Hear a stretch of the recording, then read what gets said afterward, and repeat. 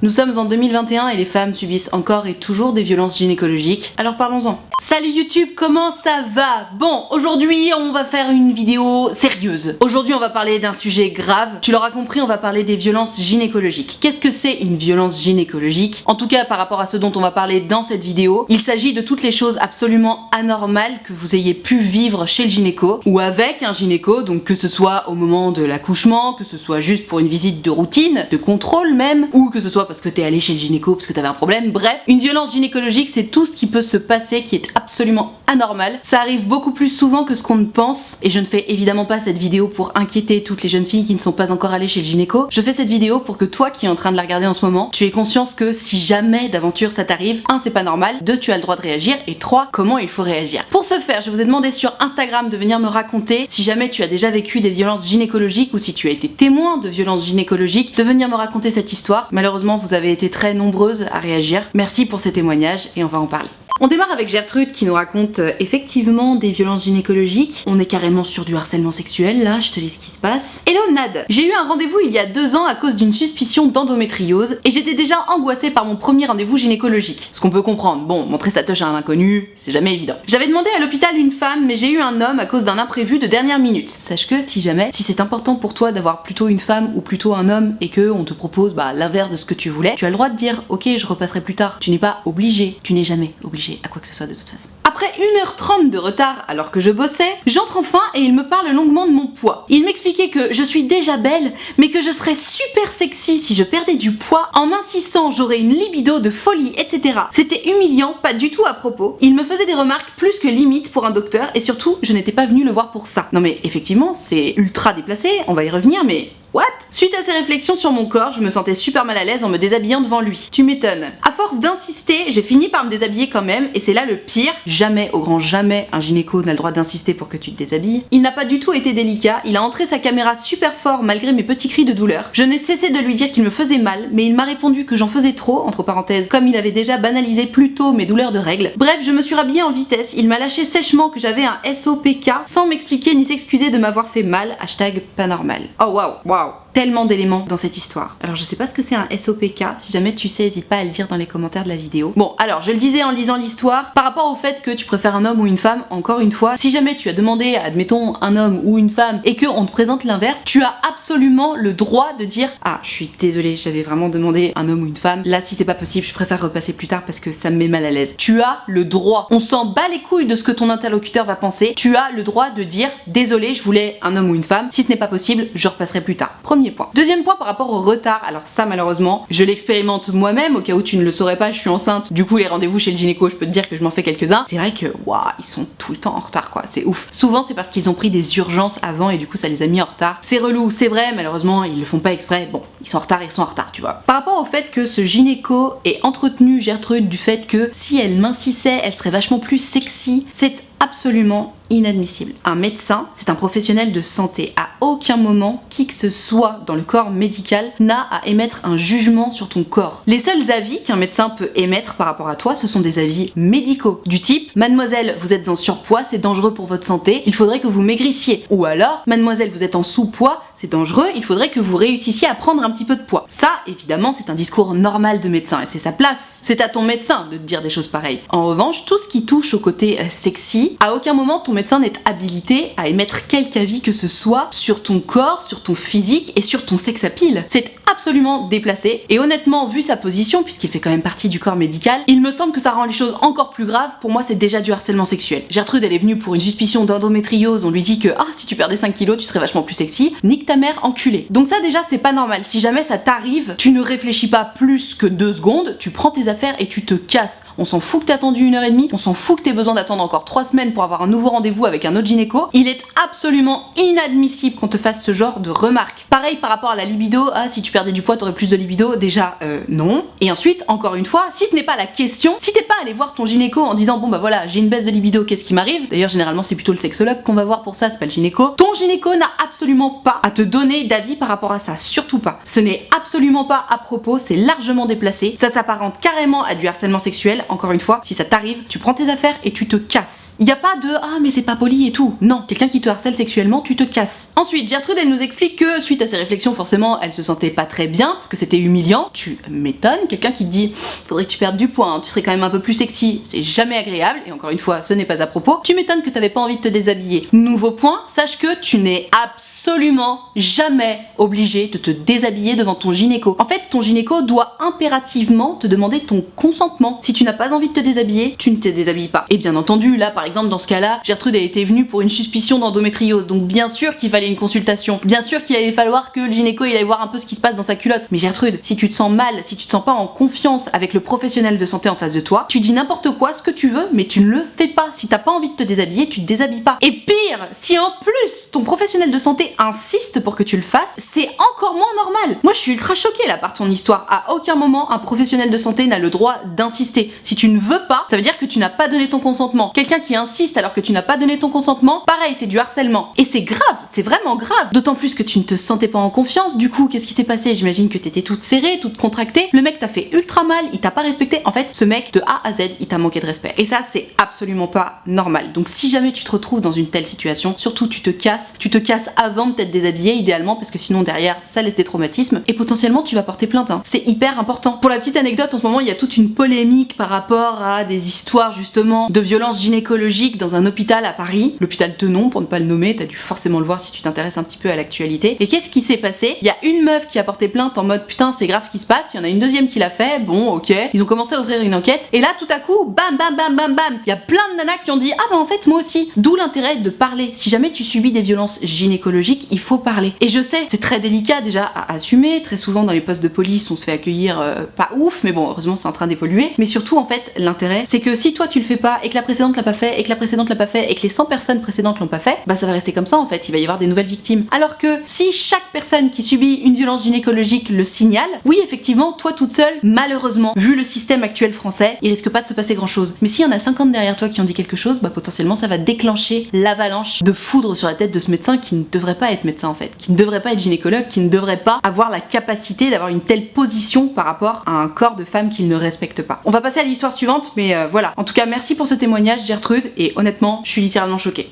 Oh là là là là là. Elonade, c'est Gertrude. Je ne sais pas vraiment si je subis des sortes de violences gynécologiques, mais je vais te raconter ce qui m'arrive. À chaque fois que je vais chez ma gynéco, elle ne me prévient jamais de ce qu'elle va faire, et je dois toujours me déshabiller entièrement. What? Aussi, la dernière fois que je lui ai annoncé que je voulais arrêter la pilule pour un stérilet en cuivre, elle m'a jugé du regard en me disant non mais la pilule c'est très bien. Hashtag pas normal. What?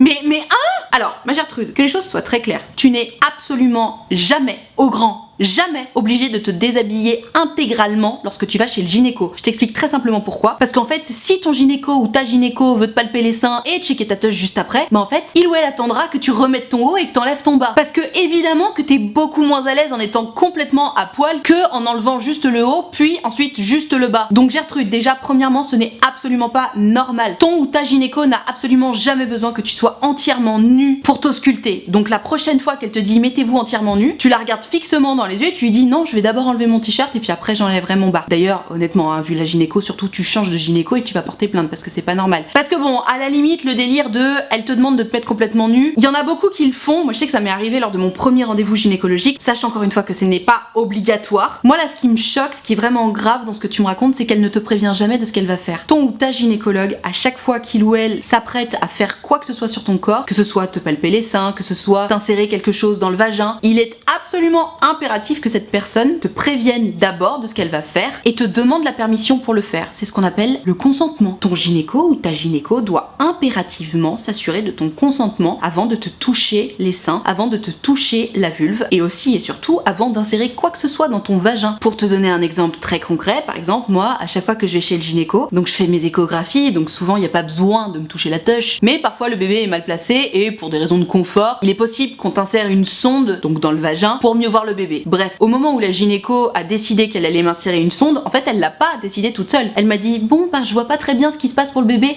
ça vous dérange pas si on passe à la sonde? Donc premièrement elle m'a demandé mon consentement par rapport à ça, j'ai dit bah non évidemment allez-y tu vois, et ensuite au moment de me l'insérer elle m'a dit ok c'est bon là je suis prête, est-ce que je peux vous l'insérer? Ce à quoi j'ai répondu oui bien sûr allez-y. De la même façon que lorsque je suis allée par exemple à la maternité, parce qu'en gros t'as un suivi avec ton gynéco et un suivi à la maternité, bref la sage-femme a voulu m'ausculter aussi, bref elle m'a mis des doigts dans la touche, évidemment elle m'a demandé demander mon consentement avant de mettre ses doigts. Parce que c'est comme ça qu'on fait. Elle m'a demandé, ok c'est bon, je peux y aller. Ce à quoi j'ai répondu, oui bien sûr, allez-y. Mais si ça ne se passe pas comme ça, sache que ce n'est pas normal. Si la personne te dit, allez écartez les cuisses et te met les doigts ou te met une sonde ou quoi que ce soit, ce n'est pas normal. De la même façon que si ça te fait mal, ce n'est pas normal. Alors attention, un frottis par exemple, c'est jamais très agréable, tu vois. Oui, ça picote, mais normalement, ton ou ta gynéco te prévient avant. Il ou elle va te dire, bon, ça va pas être très agréable, je vous préviens, je vais essayer d'y aller doucement. Ok, c'est bon, je peux y aller. Ce à quoi là, tu réponds oui ou non. Mais tu as le droit de répondre non. Attention, c'est hyper important. Donc là, ma chère truc, tu me dis, je sais pas trop si je subis actuellement des violences gynécologiques. Si, déjà parce que tu n'es pas à l'aise avec le fait d'être entièrement nue et qu'à chaque fois elle te demande de le faire. Ensuite parce qu'elle ne te demande jamais ton consentement pour insérer quoi que ce soit dans ton vagin, ce qui est grave. Parce qu'elle ne t'explique jamais ce qu'elle va faire, ce qui est grave aussi. Enfin, c'est moins grave, je pense, que de ne pas te demander ton consentement, mais dans tous les cas, c'est grave.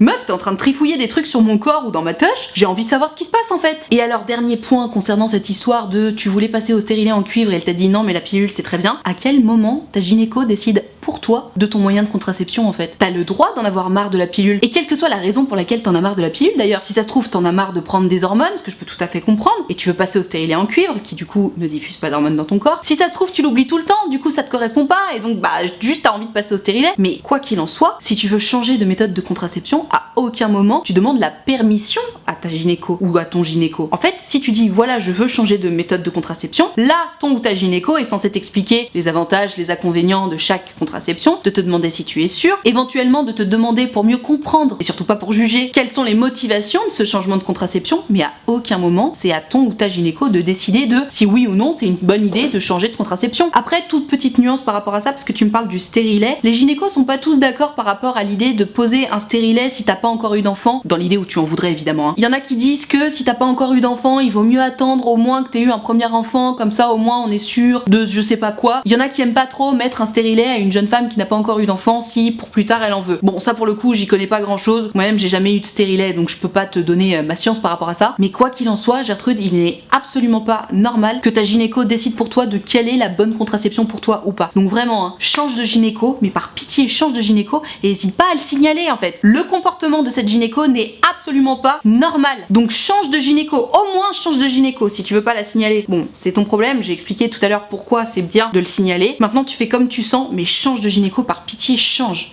Bon, alors je vais pas rester trop longtemps sur cette histoire parce que je suis pas médecin, donc je peux pas donner mon avis, mais si jamais toi qui regarde cette vidéo tu es médecin, n'hésite pas à donner ton avis médical, ce sera utile. Hello Nad, je ne sais pas si on peut parler de violence gynécologique, mais mon gynéco refuse de me faire passer l'examen pour savoir si je ne souffrirais pas d'endométriose. Il dit que je suis trop jeune, entre parenthèses j'ai bientôt 17 ans, et quand je lui ai parlé de mes douleurs, il m'a prescrit la pilule. Moi j'ai pas trop compris, mais je me suis dit que bon, il devait savoir ce qu'il fait. Voilà, c'est tout pour moi, merci pour tes vidéos, gros bisous à toi et à ton bébé, #pas normal. Alors, ma Gertrude, comme je te disais, je suis pas médecin, donc en soi, je sais pas trop si effectivement 16 ans c'est trop jeune ou pas pour faire de l'endométriose. Dans tous les cas, il me semble qu'il n'y a pas d'âge en fait. Si t'as mal à cause de tes règles, c'est pas normal. Et si tu souhaites passer l'examen pour savoir si tu souffres d'endométriose ou pas, ça me paraît être une bien meilleure idée de passer cet examen plutôt que de prendre la pilule. Parce qu'en fait, prendre la pilule, c'est quoi? C'est des hormones. Donc, moi honnêtement, ça me choque. Ça me paraît hyper archaïque comme façon de faire. Genre pareil, tu sais, ah t'as de l'acné? Bah tiens, attends, je vais te prescrire la pilule. Ah t'as mal au bide? Bah attends, je vais te prescrire la pilule. Ah tu vas avoir des cheveux plus lisses? Ah bah attends, je vais te prescrire la pilule. Non mais c'est quoi ce monde? La pilule, rappelons-le que c'est un moyen de contraception. Et d'ailleurs, c'est des hormones. Enfin, ça a des effets secondaires sur ton corps, tu vois. C'est un choix lourd de sens de prendre la pilule. C'est un choix lourd de sens d'ailleurs de prendre des hormones. Donc, waouh! Après, attention, moi je suis pas tout à fait objective par rapport au stérilet, aux hormones, à l'implant, etc. Moi, les hormones, ça me fait peur, j'aime pas ça. J'ai pris la pilule en étant plus jeune, mais vraiment,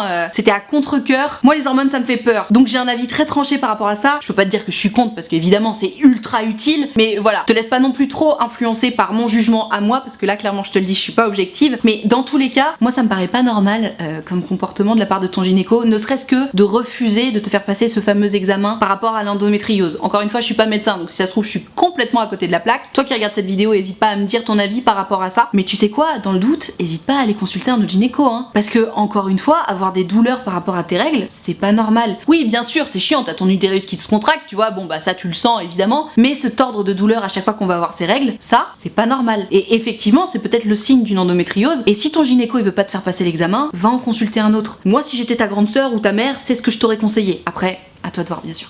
C'est ouf cette histoire de mon gynéco ou ma gynéco m'a juste pas prévenu avant de m'insérer quelque chose dans le vagin. Je sais pas si c'est une violence gynécologique, ça revient mais à chaque histoire. À chaque histoire. Encore une fois, c'est pas normal, hein. Je te lis l'histoire de Gertrude. Elonade, ma sœur n'arrivait pas à coucher avec son copain et elle a fait moult consultations pour avoir une solution. Un jour, elle est allée chez une gynéco qui lui a dit bon bah je vais regarder. Et sans la prévenir, elle lui a inséré le spéculum. Donc le spéculum en gros, c'est la fameuse sonde qui ressemble plus ou moins à un god. Ça doit être à peu près large comme ça, long comme ça, bref, ça ressemble à un god. Et donc évidemment, on demande le consentement avant d'insérer un spéculum dans un vagin. Elle a saigné, perdu sa virginité et ça l'a encore plus bloquée qu'avant. Elle ne pouvait plus marcher en sortant et la gynéco a osé lui dire c'est bon, c'est rien, ça va passer. Hashtag pas normal. Comment ça c'est bon, c'est rien, ça va passer? Non en fait c'est pas bon. Et non c'est pas rien. Tu viens de violer une de tes patientes, connasse. Parce que insérer quelque chose dans le vagin d'une femme sans son consentement, c'est ce qu'on appelle du viol. Donc non c'est pas bon et non c'est pas rien et non ça va pas passer en fait. Alors juste petit point de vocabulaire, je sais pas si on peut vraiment parler de perdre sa virginité parce que on t'a inséré un spéculum dans le vagin. Bon ça pour le coup c'est vraiment une question d'avis. Mais dans tous les cas, cette gynéco n'est absolument pas normale. Je me répète hein, mais vraiment je le redis parce que je pense que c'est important. N'importe qui, que ce soit ton amoureux ou ton professionnel de santé, doit te demander ton consentement avant d'insérer quoi que ce soit dans ton vagin. Que ce soit des doigts, que ce soit une bite, que ce soit un sextoy, que ce soit autre chose si jamais vous êtes plus inventif que moi. Qui que ce soit qui souhaite insérer quoi que ce soit dans ton vagin doit te demander ton consentement avant. Encore une fois, que ce soit ton amoureux, ton amoureuse ou ton professionnel de santé. Donc là, ce n'est pas normal. Le fait d'insérer quelque chose dans le vagin d'une femme sans lui demander son consentement, c'est du viol. Donc c'est grave. En plus, le fait que ça fasse mal, bon, c'est pas agréable, malheureusement, parfois il y a certains examens qui font mal. Donc ça se discute. Mais si tu m'expliques que ta sœur n'arrivait pas à marcher et qu'en plus la gynéco derrière, elle a sorti un truc du style ah ça va, c'est bon, c'est rien, ça va passer. Qu'est-ce qu'elle fait la gynéco en disant ça? Elle dédramatise. Elle dédramatise pour se déculpabiliser. Et pourquoi elle cherche à se déculpabiliser? Parce qu'elle a fait quelque chose de grave. Donc ma Gertrude, par rapport à ce qui est arrivé à ta sœur là, évidemment qu'il faut qu'elle aille porter plainte. Encore une fois, je sais que c'est beaucoup plus facile à dire qu'à faire, mais la prescription pour le viol, je crois que c'est 30 ans, non? Donc vous avez le temps, hein. Mais n'hésitez pas à aller signaler ce genre de choses. Même limite, tu mets un avis sur Google. Comme ça, les personnes qui vont aller regarder, parce que je sais pas pour toi, mais moi, avant de choisir mon gynéco, je regarde les avis sur Google, tu vois. Elles vont être au courant de ce qui t'est arrivé et potentiellement elles vont se protéger de ça. Mais il faut parler, faut dire les choses, parce que c'est vraiment très grave.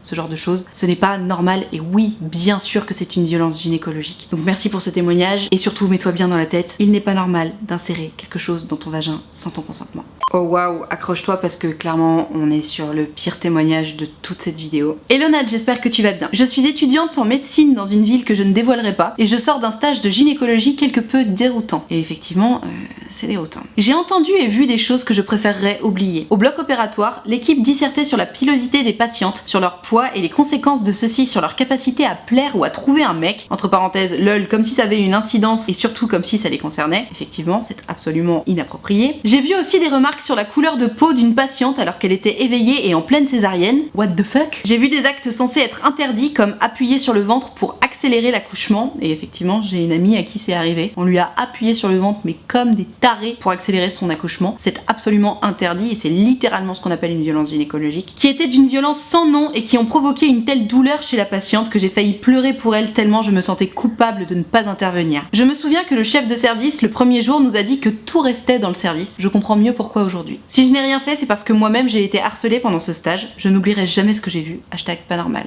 Oh waouh. Alors ma Gertrude, je comprends sans comprendre pourquoi tu n'es pas intervenue. J'étais pas à ta place donc c'est évidemment pas à moi de juger ce que tu as fait ou ce que tu n'as pas fait là-bas. Dans tous les cas, ce qui est sûr c'est que aujourd'hui tu peux aller porter plainte contre eux. Tu peux aller signaler ces comportements qui sont absolument anormaux. Parce que c'est important, si t'as vu autant de choses aussi graves, c'est absolument important de le signaler. Parce que si tu le signales pas, si personne ne signale rien, c'est ce que je disais dans le début de cette vidéo, ben en fait ça va continuer. Tu te rends compte, c'est déjà tellement difficile d'être une femme dans ce monde, c'est déjà tellement pas agréable d'aller montrer sa teuche à un médecin, mais bon, faut le faire. C'est déjà tellement pas facile de porter un enfant pendant 9 mois et d'aller accoucher dans la douleur, avec toute une équipe autour qui regarde ta teuche comme ça. Si en plus on subit des violences, mais où va le monde? Comment c'est possible que ce soit encore actuel, toutes ces choses-là? Mais Gertrude, tu n'as pas osé intervenir à ce moment-là, y a pas de problème. Mais signale-le, va porter plainte, va dire ce qui se passe dans ce cabinet, ce n'est pas normal. Et peut-être qu'en allant signaler ce que tu as vu, tu vas sauver peut-être même la vie de certaines femmes, parce que suite à des traumatismes pareils, malheureusement, il y en a qui tombent en dépression, mais il y en a aussi qui vont jusqu'à se suicider. On rigole pas avec ces choses-là. Donc moi je t'invite fortement à aller signaler ce que tu as vu, à aller porter plainte. Tu fais ce que tu veux, évidemment, ça t'appartient. Mais waouh, chaud. vraiment chaud de se dire qu'en 2021, il existe encore des comportements pareils. Parce que tu vois, bon, à la limite, pendant que la patiente est complètement endormie, bon, les médecins font des blagues entre eux, c'est absolument inapproprié, mais à la limite, la patiente ne l'entend pas. Mais cette patiente qui était éveillée parce qu'elle était en pleine césarienne, qui se prend des remarques sur sa couleur de peau, c'est juste abominable en fait. J'ai pas de mots. J'ai pas de mots, honnêtement, je trouve ça dégueulasse. Donc voilà, merci pour ce témoignage qui est vraiment à vomir.